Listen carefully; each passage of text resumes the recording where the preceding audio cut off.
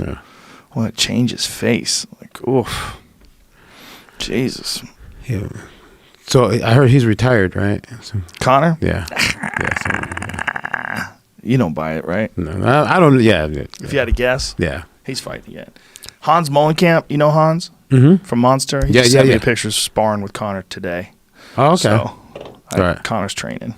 Yeah, I know Hans. He's doing something. He's a monster or something. Yeah, he works for Monster. He's training. He's gonna fight. He's probably just fucking with people, you know. I mean, Conor's a master showman in terms of like how to keep people interested in him, and I just think he got way out of line with all this Khabib stuff. You know? But I like the way he takes his losses. Oh, he took it well. I like the way he goes out there and talks smack with every win. I think like from a sports psychology point of view, I think he's developed there. You know? Yeah, but I don't think the way to get another fight with Khabib is to continue to talk shit after he smashes you. I mean, he doesn't have any reason to. You can just talk shit. Like he didn't just win; he smashed and tapped you. Like there was only like 1 or 2 moments in the fight where Conor was taking control with some of the striking and the stand up. You know, and that's another choke. That's another misunderstood choke, that fulcrum choke that Khabib got Conor with. That is a legit neck crank. Yeah. And people that don't think, he tapped to that, like you would tap to that too. And if you didn't, you're stupid. And people because the chin was down there right there. Like there's a lot it generates a lot of force. Yeah. It can unhinge your jaw for one. Oh yeah. Rip your face apart. Yeah. That's a legit submission. Yeah, especially with that the back of the forearm exactly. Yeah. Against the back. The back of your forearm against the guy's back as leveraged, with which causes that fulcrum. Yeah, that's horrific. It's very powerful. Yeah, it hurts bad, man. There's a lot of those neck cranks. It's just like, you watch people and you just go, please tap. Yeah, there it is right there. Like you see with Khabib's left arm, the way it's pressing against the back of Conor, and then also yanking on that. That is ripping his fucking neck apart, man. Yeah, you never. Yeah, you until you felt one. Yeah. Yeah. But Conor, it's interesting that the way he's posted up like that.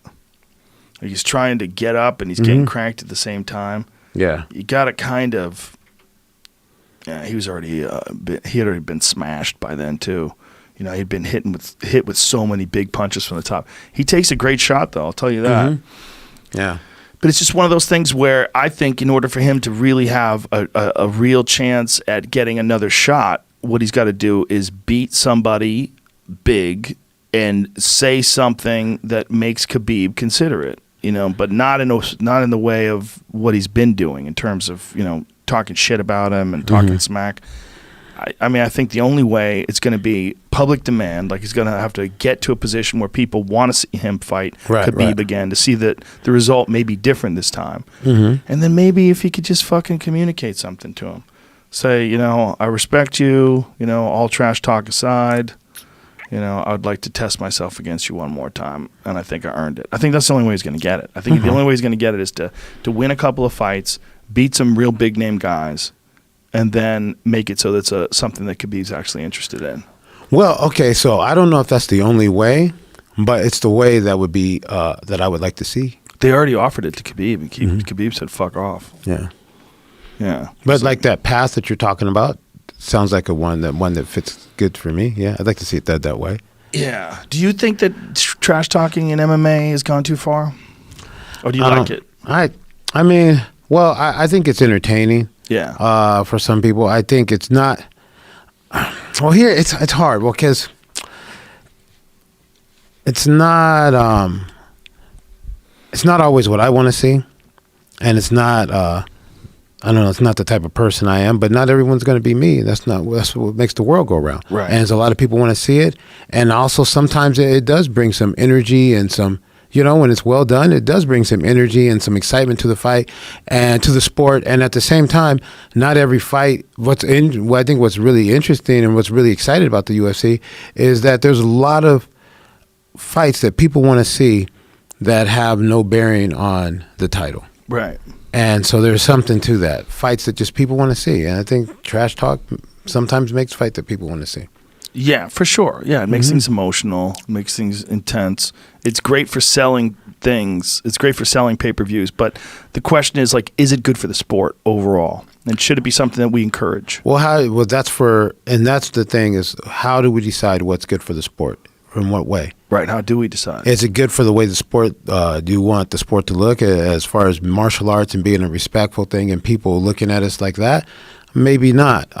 Is it good for the sport or the growth of the sport and for more opportunities for our athletes and for our athletes to become names that draw attention from other people that normally didn't know about it?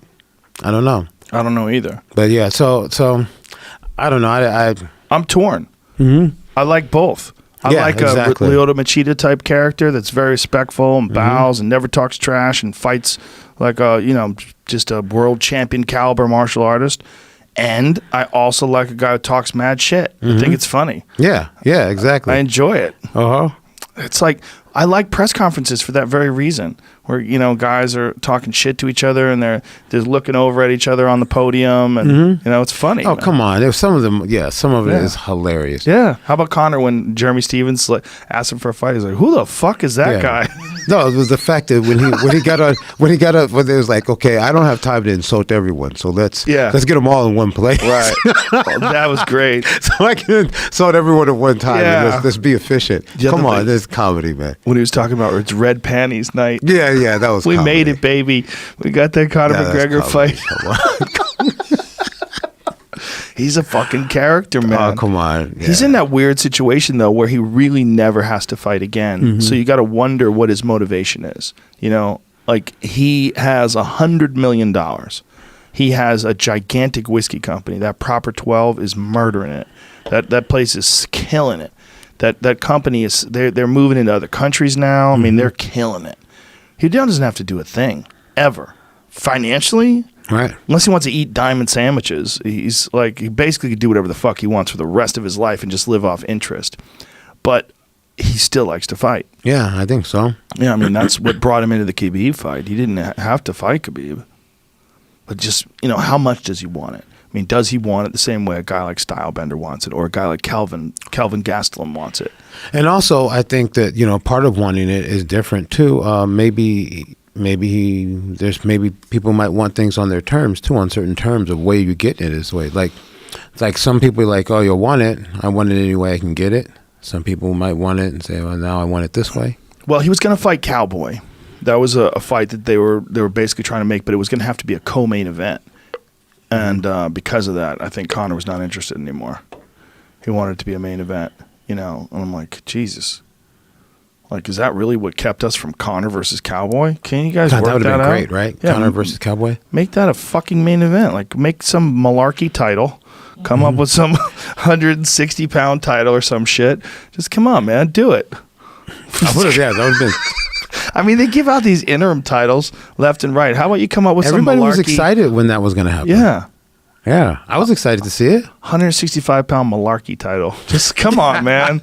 Conor versus Cowboy for the title. Yeah. Make a title up. But that's or even what without they're a trying title, to avoid. just make it. Yeah, I agree. I don't think it would hurt at all. But apparently Dana says it makes a big difference in the amount of pay-per-views they buy. Okay, yeah.